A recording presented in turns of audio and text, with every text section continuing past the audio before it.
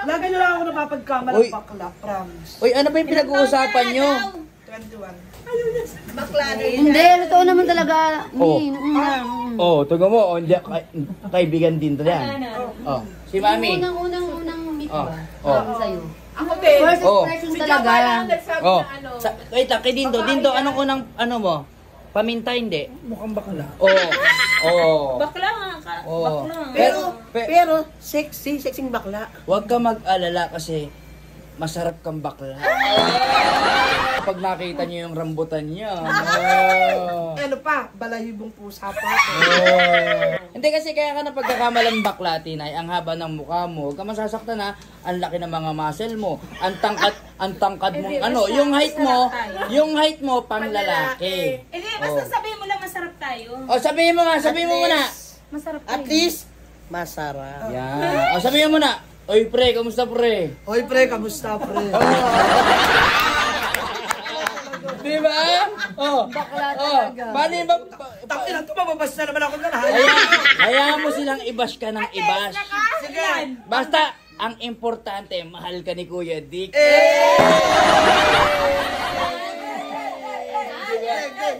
Kung papipiliin man ako, bakla o ikaw, syempre ikaw.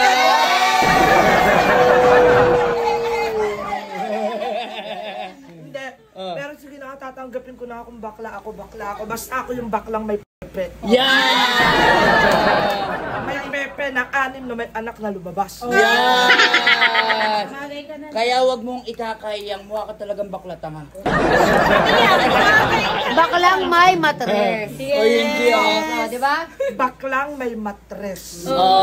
Ako lang ang nag-iisang ganun. Pageant. Baklaman sa inyong paningin.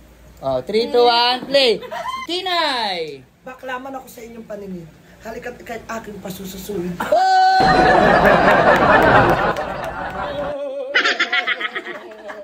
Pero payag ka ito sususo. Oo, bakit? Paano ka sumuso, bro? Ay, forma pa lang, nakaka-enjoy na, lalabasan na. Kayo ka nga, Titinay. Side view. Oh, shit. Talikod. Talikod. Tongina. Wet pala. Wait lang. Ulit. Pipisturan ko. Harap pa. Blagabag.